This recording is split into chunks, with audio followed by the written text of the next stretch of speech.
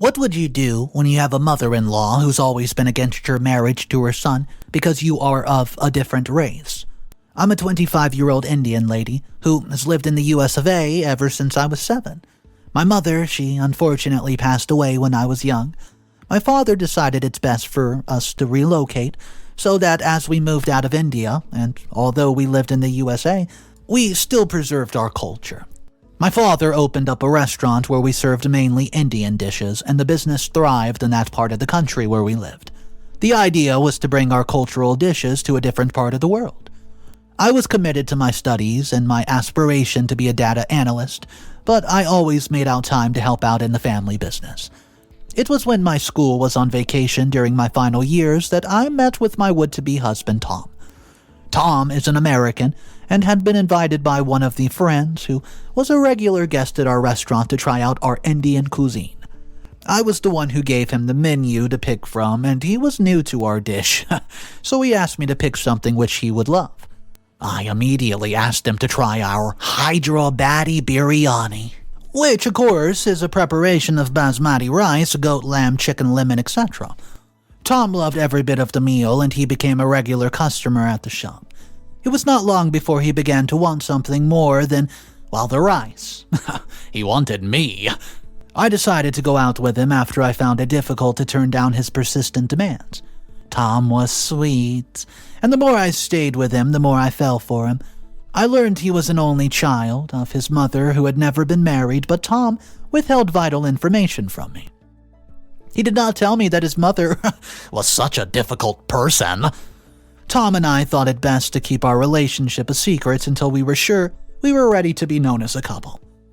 I didn't even want to meet his mom, just as I did not want my family members to know I was dating a regular customer. Well, our plan failed when Tom fell ill one of those times. Although his mother lived with him, she was not around at the time, and she had gone to spend the weekend at a friend's place. So I went over to take care of my Tom, and he would not eat anything except the, well, biryani, which had become his favorite dish, so I decided to prep it. I rushed to the grocery store, got everything I needed to make the dish, and set to work. I was done in minutes and was trying to persuade Tom to eat enough so he could gain some strength when the doorbell rang. I went to see who it was at the moment, and I opened it. I discovered it was his mom. I was shocked but tried my best to not show it, and I immediately greeted her and made way for her to come into the house. She answered my greeting by asking who the heck was I. Tom was over there seated on the couch and struggling to eat and attempted to answer his mom. I did not want to take the risk of letting him answer, as he could tell her that I was his lover, so I immediately answered and said I was his friend who had dropped by to take care of him. His mother looked at me like I was an alien who had fallen out of the sky. I'd barely finished when his mom, with a voice of exclamation, asked what he was eating. She looked at the dish I prepared for her son like it was some strange poison. I told her that he had lost his appetite for other things and requested it. Tom's mother looked at him and asked when he started eating rubbish. Tom was too weak to address his mom's weakness, but he did anyways. He asked her to please let him be. His mother did not create any further scenes, and she just turned to me and asked me to ensure I cleared up the kitchen when I was done, as I did not want to find any traces of that nonsense which I just whipped up. I say anything, even though a huge impression had been imprinted on my heart, and it was not a good one. Tom recovered shortly after, and he began suggesting we take our relationship to the next level. I was a graduate already and was now working as a data analyst in a firm, so it was an ideal time to get married, but I told him I felt it was not the best time. I claimed I still needed some time, and Tom knew it had to do with his mother, and he was not wrong. I love Tom, but I could not imagine getting married to a man whose mother was somewhat racist. She was not too hospitable during our first meeting when I was just introduced as an ordinary friend, so how would she react when the Indian lady, who, by the way, she did not like seeing around her son, was now his lover? She would have my head. I opened up to Tom after he had pressured me. He understood my fears and said his mother would have no issues but to accept me. He noted that he thought that parents were not to dictate how their children, who were adults, should live their life. Tom went as far as saying that he would throw his mother out of his home if she disrespected me. This was how serious he was about getting married to me. Well, I do appreciate the level of commitment which he had shown towards me, but throwing his mother was too much. I, however, saw his statement to mean he would stand by me no matter the odds, and I decided I was ready to go public with our relationship. The first step was to bring his mother up to speed. So, we set a date when his mom would be around, and Tom's mom reacted just as we expected. You mean I would be the mother-in-law to an Indian? She reacted. Tom asked what's wrong in getting married to an Indian, and she responded by asking him what's wrong with the millions of American ladies who are single and willing to get married. Tom told his mom that his heart had chosen me, and he was going to follow his heart. His mother said he was simply being stupid, and she spoke so badly about my culture, like I was not right there in her presence, and it hurt me, because she did not allow me to show that human, irrespective of the color of their skin, could be nice. Tom, who knew I was feeling uneasy, ended the meeting prematurely by taking me away from there while his mom continued tearing me down. Well, not just me, but my family and our culture. I was not sure my relationship with Tom was a great idea after that. I almost called off the whole thing. But Tom insisted his mother would come around. I took him to meet with my family, but unlike his mom, my family received him very well. My father was pleased with Tom when Tom noted that he would want to go through our cultural wedding rites. Tom had said that to make my family see how he appreciated and respected our culture. My father gave Tom the go-ahead, and we began to make plans to get married. The first thing to do before the marriage is proper, and my culture is called the roka. It's an introduction ceremony where both families officially come together to get acquainted with one another. As though the plan to get married to me was not painful enough for Tom's mom, he had equally informed her of how he planned to do it via my culture, and told her that she would accompany him for the introduction ceremony, as she was the only family that he had. Tom's mom resisted the idea of joining him to meet with my family, but Tom was not willing to have her ruin his chance of getting married to me, so he pressured her. Tom and his mother got to my family's house on that fateful day, and my family tried being nice and hospitable. We tried exchanging greetings, which was the first part of the introduction ceremony, but my would-be mother-in-law made it obvious that she was not there on her own accord. We got to the part of the ceremony where both families would exchange gifts, such as sweets, fruits, clothing, and even jewelry. This gift exchange, according to my culture, was supposed to be a sign of acceptance and goodwill. My family presented some items to Tom and his mother, who seemed uninterested. I decided I was going to equally present something to her. At the moment, I brought it forth. Her attention seemed to be fixed on it, and I guess it's because it was gold. I wanted to give my would-be mother-in-law a gold necklace that my late mother had given me just before she passed. I'd kept it with me all these years, but felt that the woman who would at least, should be at least, my new mother-in-law figure in my life should have it. So I made a speech where I appreciated Tom's mom for raising such a fine gentleman and how I looked forward to learning a lot from her after the marriage to her son. Tom's mom did not give me even a fake smile. She just took the gold necklace from me and put it in her handbag almost immediately. My family and I had fulfilled our gift presentation duty, and it's now time for Tom and his mom to perform their best, but Tom's mom immediately said she's brought nothing with her, and she said it without any form of regret or apology. I was offended, even though I did not show it. My offense was not because Tom's mom had received my gift of a gold necklace, even though her greed for gold was displayed, and other gift items from my family with a disrespectful attitude. My offense hinged on the fact that she was aware of things such as the gift exchange ceremony, which was to feature in the introduction. I had told Tom before then, and I was certain he informed his mother. Tom, who had an incline that his mother would likely put some drama prepared for it, he had gotten some stuff on their way, and that was when he presented to us on behalf of his family. We moved to the part where prayers and heartfelt wishes were said for the intending couple, but my mother-in-law did not say a word of prayer or any good wish.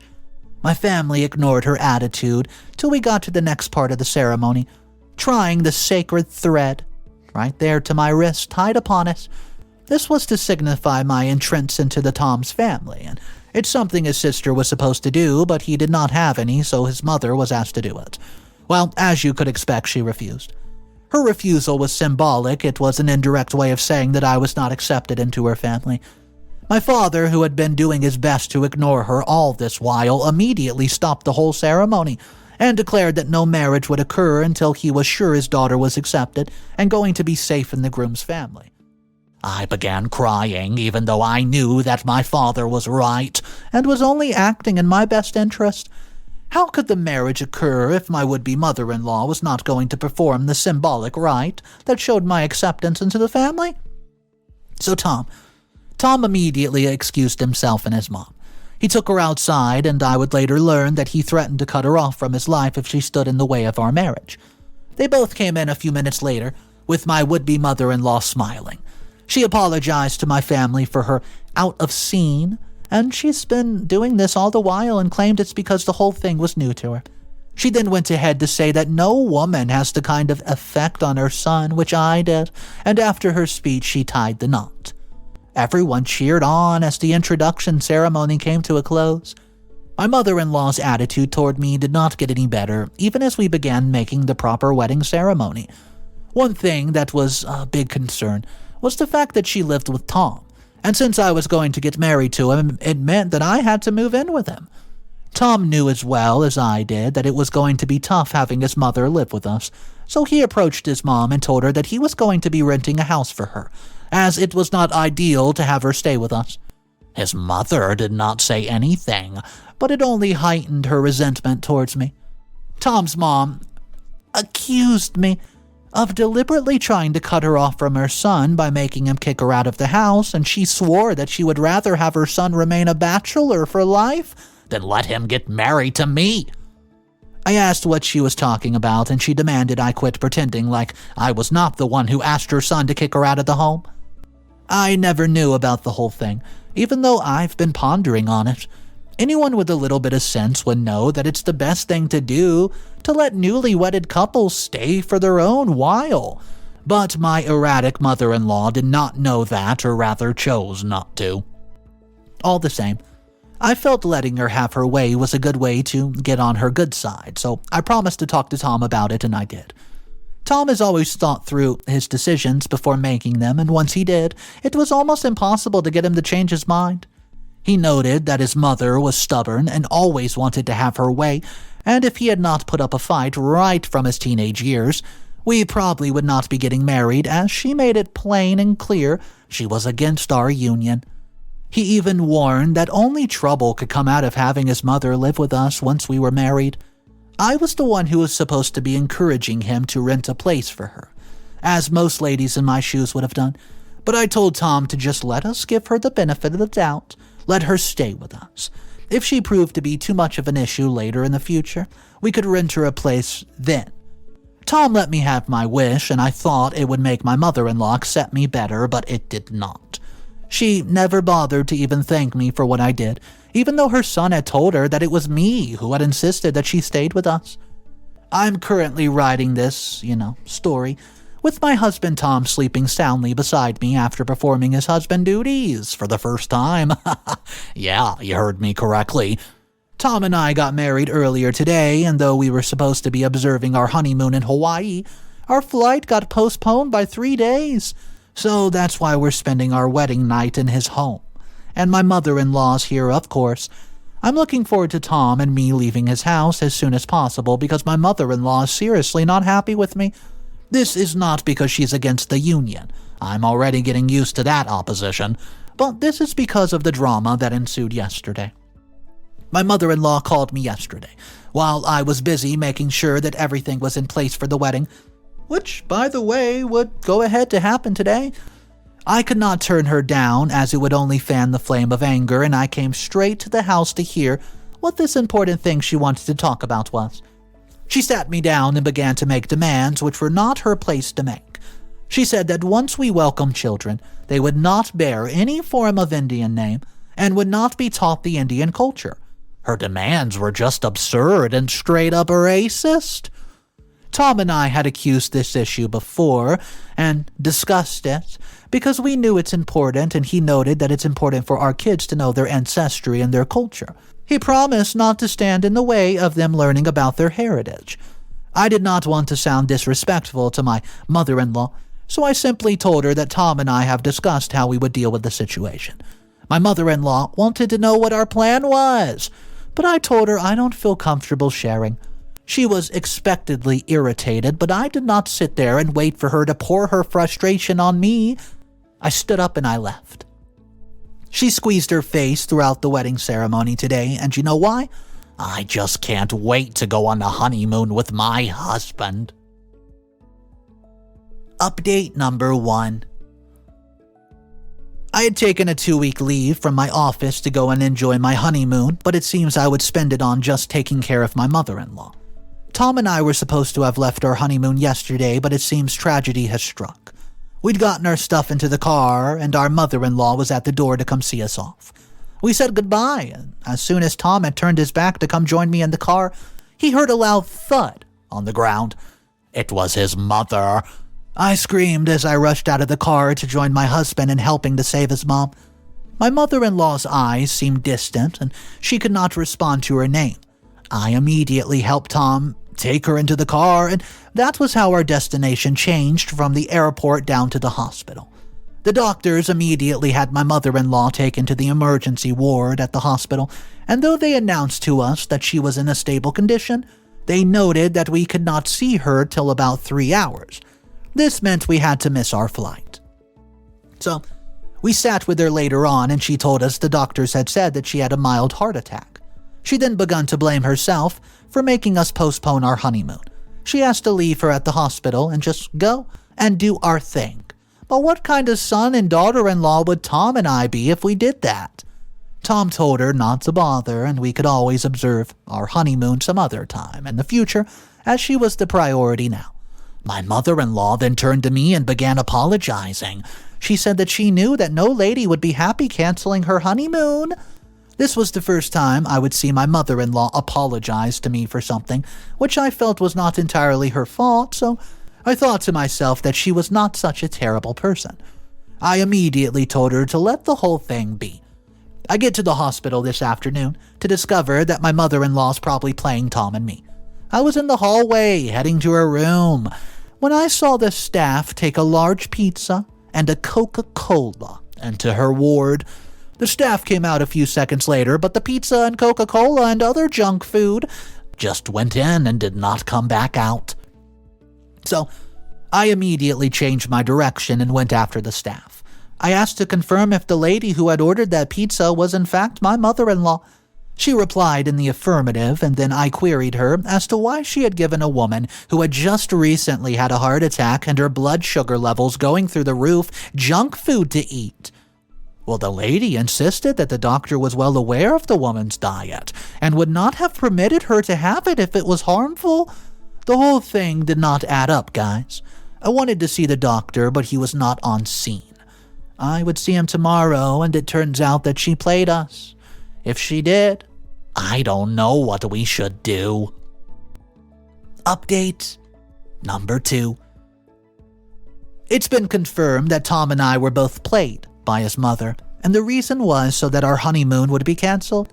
I finally met with the doctor yesterday and asked about the diet of my mother-in-law and why she was being allowed to eat the kind of food that she did, when she had almost died of a heart attack and her blood sugar level was sky high. The doctor said that I misunderstood the situation entirely. He noted that my mother-in-law was in the perfect shape, and though we claimed that she had passed out, they could not find anything wrong with her. He said that she would be discharged tomorrow. Well, I thanked the doctor and went into my mother-in-law to go see her. I was in front of the door to her ward, which was not firmly closed, and was about to knock when I heard her laughing from inside. She seemed to be conversing with somebody over the phone, and though I did not know the contents of the conversation, my curiosity, well, it killed the cat. When I heard her say, "I made sure they did not get on the flight." Well, obviously I listened further, and it turned out that my mother-in-law was telling whoever it was on the other end of the phone about how she had just staged the whole collapsing, just to make Tom and I not able to get to the honeymoon. Well, I was obviously angry, and I had every right to do it because my mother-in-law had just made useless the 2-week leave I've gotten from my firm. I knocked on her door and announced my presence. My mother-in-law immediately ends the call and puts on a facade that looked like she was going to die, and ushered me in. I asked how she was doing, and she said she was getting better by the day. I informed her that the doctor noted that she would be fit to leave the hospital tomorrow, and she began to thank me for everything. Every single thing that I've done so far. She said that she did not know what would have happened if she had collapsed when Tom and I left the house. Okay, so I decided to play along with my mother-in-law. I told her that I was going to discuss it with Tom and there would be no need for a honeymoon. I knew that she was happy even though she refused to show it. I went ahead and told her that I equally planned to have my leave extended by a month so I could take care of her. My mother-in-law was oh so pleased. I did not tell Tom what I've gone to discover because I plan on dealing with the situation myself. My mother-in-law will be coming back tomorrow and I plan to give her a befitting welcome.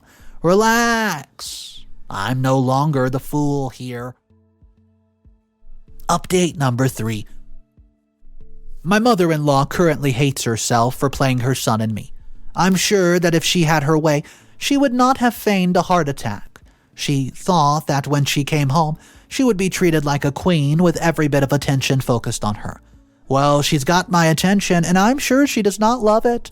I and Tom picked her up from the hospital 3 days ago, and she came home to a little homecoming celebration. I decorated the house and cooked different kinds of American dishes. My mother-in-law had barely settled in when she noted that she was hungry. We all got to the dining table to have dinner, and her mouth eagerly wanted to taste the different delicacies that her eyes had already devoured. She reached out to help herself with barbecue ribs, which were slow-cooked to perfection and glazed with flavorful barbecue sauce, but I stopped her. I told her, don't you know, the doctor had instructed her strictly to go on a bland diet, and, even suggested I prepared some of my native bland dishes for her as it would help her in recovery. So I opened up a bowl. A perfectly matched bowl of khichdi. One of my native simple bland dishes made with rice and lentil. I'd prepared it with just cumin and turmeric, and I almost let out a laugh at the moment I saw the look on my mother-in-law's face. Tom immediately told her that it's her best interest, So I gave her a full plate of the meal, and she struggled to eat it. It's funny because I could not laugh, so I just sat back and ate the barbecue ribs, which she had wanted to eat. My mother-in-law had barely gone halfway when I asked if she wanted me to add more for her. She declined my offer, but Tom insisted. No, go ahead. Give her a little more as she needs to eat up. As my mother-in-law struggled to eat her bland meal, I told her that I've prepared an entire meal plan of bland Indian meals for her, and I promised her that she would be stronger in no distant future. My mother-in-law thanked me like she appreciated my efforts even though she was miserable. She soon devised a means to evade the whole thing the next day when she asked that I begin serving her food in her room. Well, I did that, but soon observed that she was not eating it. I just left her room where I went to serve her breakfast and made sure that each bland meal was worse than the rest. My mother-in-law has asked to speak with me later in the day after Tom leaves for work, and I can't wait to hear what she has to say. Maybe she wants to come clean. Final update. I'm pregnant. It's a beautiful thing that my mother-in-law would not be around to see my children. Yeah, she left. She left the house. The reason why she had wanted to see me that day was to tell me that she was doing better now and could return to eating her usual dishes. She even asked that I could go to work or Tom and I could go on our honeymoon. Well, I told her that the doctor had prescribed her to eat bland meals for at least a month, and it was a good thing that I was still a 1-month leave. My mother-in-law failed to make me stop. I discovered that I was pregnant yesterday, and I asked my mother-in-law to join Tom and me at the dining table for dinner, as I had important announcements to make. We were all seated together, and when I broke the news of my pregnancy to them, my husband was happy, but his mother was not in the mood. I'd ruined any joy in her with another yet bland meal as dinner. She took a spoon, and her reaction was epic. She spat it out and asked why I've decided to just make her life miserable when she was healthy and was never ill to start with.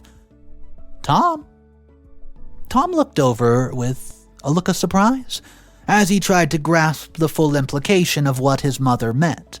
I responded to her outburst by telling her she was only reaping the bland fruits that she had sown.